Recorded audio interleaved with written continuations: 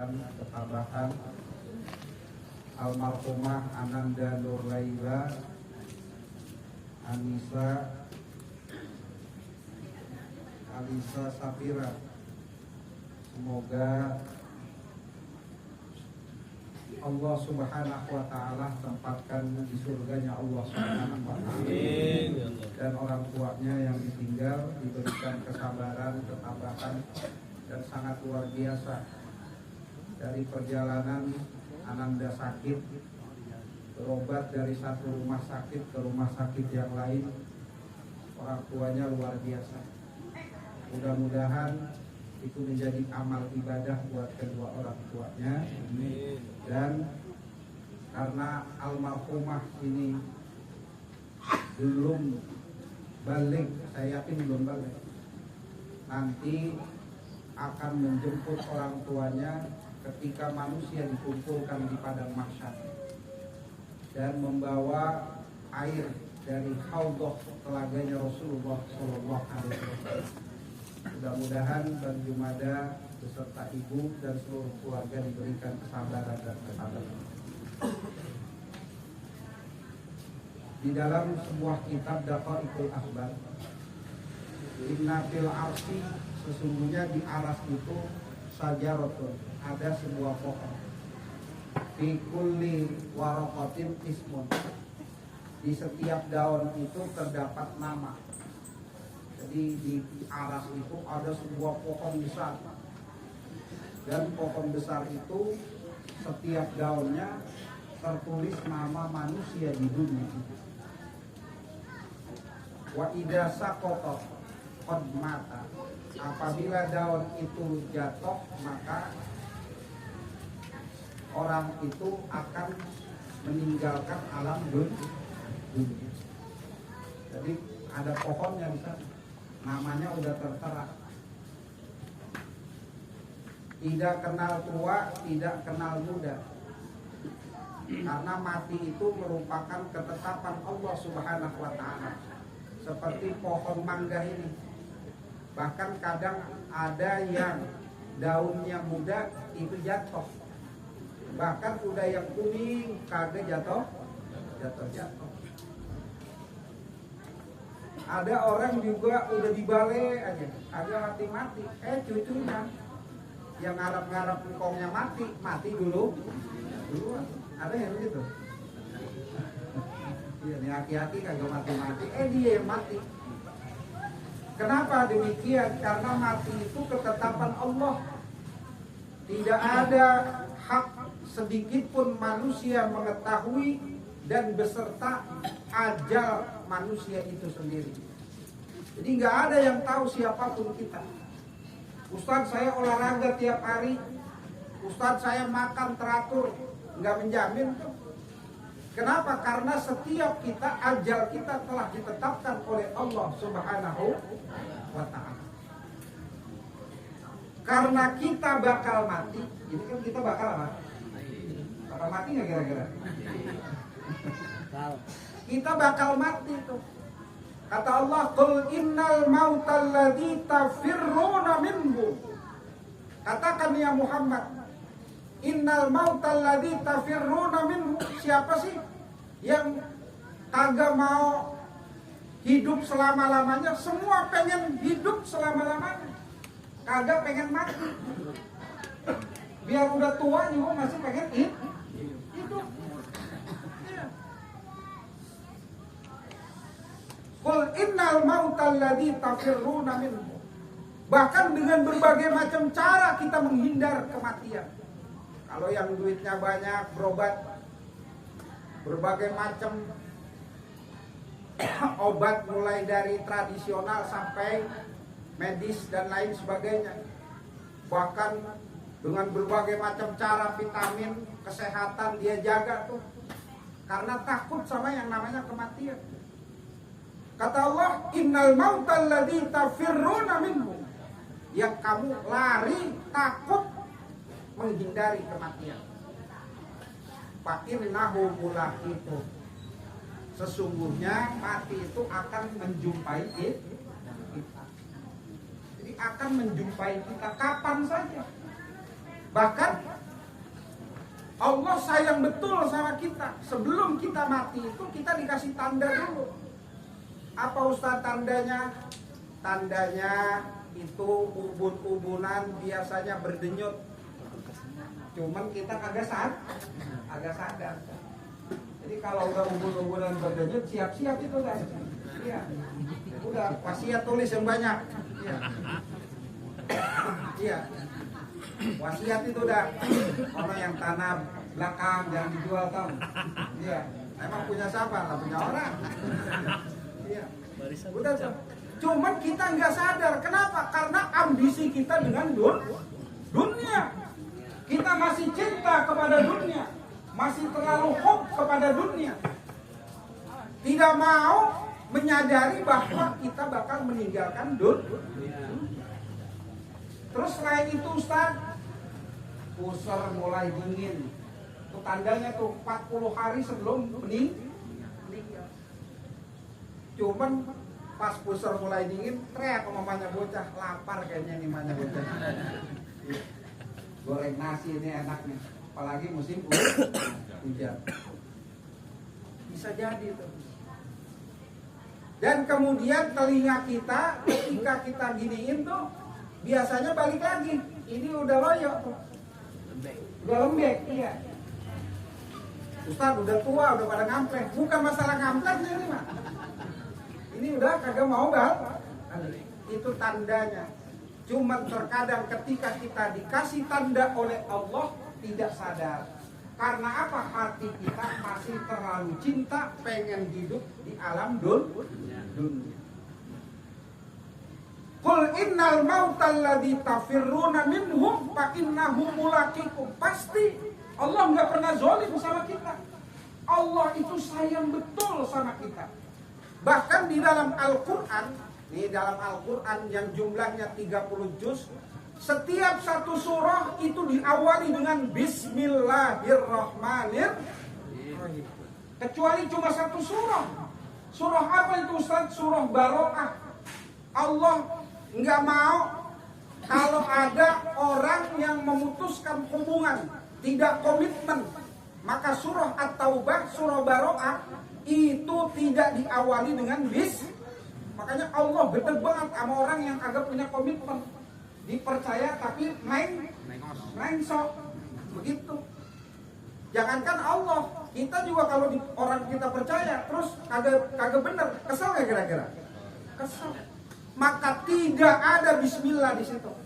Tapi seluruh ayatnya, seluruh surahnya diawali dengan bismillah. Kenapa Ustaz? Bismillahirrahmanirrahim. Dengan menyebut nama Allah yang Maha Pengasih. Allah itu Maha Pengasih. Siapapun hambaku yang iman aku kasih, yang tidak iman aku kasih, yang dosanya dikit aku ampuni, yang dosanya banyak pun aku ampuni. Kalau dia mati dalam keadaan iman, dia menghadapku dalam keadaan iman, Ar-Rahim, dosanya banyak, maka rahmatku lebih baik. Maka diawali dengan bismillah karena Allah ingin mendeklar, ingin hambanya tahu akulah Tuhan yang Maha Pengasih lagi Maha Penyayang. Lah kita juga kalau nggak ada komitmen sama bini kita gedeg gak kira-kira? Hah? Bu, gedeg gak? Gedeg. Ngomongnya doang di bawah pun jamu, pokoknya nggak ada orang yang AA sayang kecuali Neng. Pas udah Ramadan jejak, Neng sok. Iya Neng sok. Iya. Gedeg itu. Nggak ada maaf bagimu bang. Iya. Seperti itu. Maka tidak ada yang namanya negosiasi dalam masalah perjanjian itu tadi. Maka dalam yang lain Allah Subhanahu wa taala memberikan ampunan, memberikan Rahman dan Rahim. Fa innahu mulaqikum summa turadduna ila alimil ghaib. Kita dikembalikan ke satu alam yang tidak pernah kita tahu. Kuburan sekarang menjadi cerita, besok akan menjadi nyata. Sekarang dunia ini menjadi nyata di hadapan kita dengan berbagai macam fenomenanya. nanti ketika kita di alam barzakh akan menjadi cerita. Maka dalam satu hadis di dalam kitab Qami'ut Tughyan, di mana Rasulullah Shallallahu Alaihi Wasallam bersabda bahwa orang yang berada di alam barzakh itu bisa melihat orang yang ada di alam dunia. Jadi kita dilihatin aja. Gua tahu dah lagu anak gua kirain soleh kali. Dikubur mulu.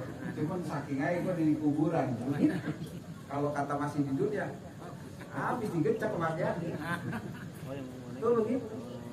Makanya orang yang ada di alam barzakh apabila mereka melakukan keluarganya kebaikan, maka mereka bersyukur, berbahagia. Kenapa? Karena amal yang dilakukan oleh keluarganya yang masih hidup memberikan asar, memberikan dampak untuk orang yang ada di alam barzakh.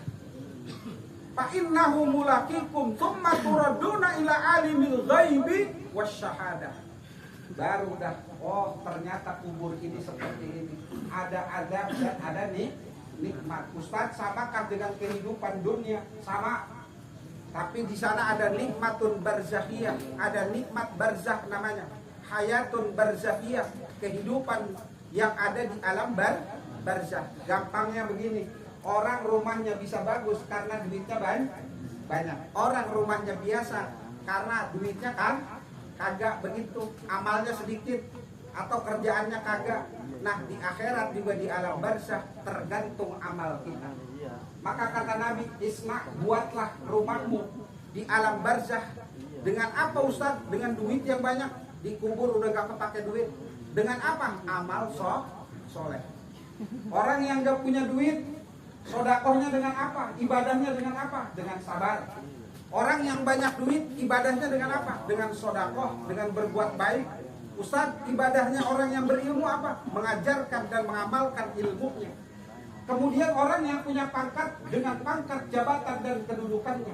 Maka itulah yang akan nanti dikonversi oleh Allah dari amal soleh menjadi amal ibadah kita. Kemudian dibentuk oleh Allah menjadi satu tempat yang luar biasa menunggu hari kiamat lama bang. Kiamat lama gak kira-kira? Lama. Bahkan dalam satu riwayat, apabila masih ada manusia mengucapkan kata Allah, itu kiamat diundur 1000 tahun lagi. Lah berarti lama. Lah kalau dia nggak punya amal soleh, nggak punya tempat yang bagus, maka bagaimana setiap hari sujaun akro, setiap hari makhluk Allah yang akan mengadab orang tersebut hatta yaumil qiyamah, sampai hari kiamat. Bayangin tuh, diseksa mulut tiap hari. Maka orang yang punya anak yang soleh, keturunan yang soleh, bersyukur. Kenapa? Karena rahmat Allah akan menghentikan adab tersebut. Bahkan dalam satu riwayat di dalam kitab I'anatul Talibin, itu orang yang ada di alam barzakh itu ngomong tuh, ya man sakana baiti, wahai yang nempatin rumah saya. Kan orang tua kita mati ninggalin rumah, ninggalin banda tuh. Irhamuni, sayangin aku tong. Dengan apa? Sodakoh, rumah buat pakai ibadah, rumah pakai ibadah, pakai ngaji, pakai sholat dan lain sebagainya yang kita bisa. Kemudian apalagi? Ya man qasama mali, wahai anakku yang aku tinggalin harta. Kemudian hartanya dibagi-bagi, lupa ditaruh di musola, lupa ditaruh di masjid, lupa ditaruh di tempat yang baik. Lupa tuh. Naudzubillah min dzalik. Kemudian ya man labisa saubi, wahai orang yang pakai baju kita, baju saya, irhamuni, sayangin aku. Maka orang dulu kalau lagi tahlil 2 hari atau 3 hari itu biasanya baju ditaruh di tengah, betul nggak? Iya.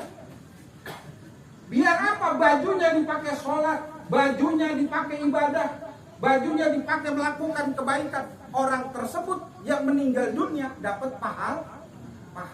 Tuh. Sampai segitunya Allah Subhanahu wa ta'ala dan Rasulnya serta para ulama kita menginginkan kita jangan sampai kesempatan yang baik ini di dunia menjadikan kita orang yang khosir, orang yang rugi karena perjalanan kita teramat jauh dan panjang. Kalau nur laila, saya yakin min ahlil jannah. Kenapa? Laisa lahu ismun, tidak ada laisa laha ismun, tidak ada dosa. Karena ukuran balik itu belum dinilai oleh Allah Subhanahu wa taala.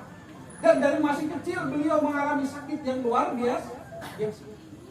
Dan itu merupakan menjadi amal ibadah dari kesabaran kedua orang tuanya. Dan bagaimana kita nih? Tinggal kita. Turaduna ila alimil ghaibi wasyahada fayunabbiukum bima kuntum ta'malun. Ingat, amalan kita nanti akan nyata dan kita rasakan ketika kita berada di alam barzakh. Kalau orang itu soleh, nam kanaumil ars, tidurlah kamu seperti tidurnya pengantin baru. Kalau yang namanya pengantin baru tidur, enak gak kira-kira? Lupa, tau-tau bangun udah kiamat. Tapi kalau seandainya tidur dikit-dikit bangun, gerayasan, enak gak kira-kira? Kenapa gerayasan, Ustaz? Disiksa oleh Allah Subhanahu wa taala melalui makhluknya karena tidak punya amal soleh. Naudzubillah min dzalik. Mudah-mudahan almarhumah ditempatkan di tempat yang mulia di sisi Allah, di surganya Allah. Dan saya bersaksi beliau min ahlil jannah, dan orang tuanya diberikan kesabaran dan ketabahan, dan kita menjadi hikmah bahwasanya mati itu tidak kenal tua dan tidak kenal muda, karena mati adalah ajal yang telah ditetapkan oleh Allah Subhanahu wa taala terhadap diri kita. Wassalamualaikum warahmatullahi wabarakatuh. Warahmatullahi wabarakatuh. Insyaallah tadi kesan guru kita luar biasa.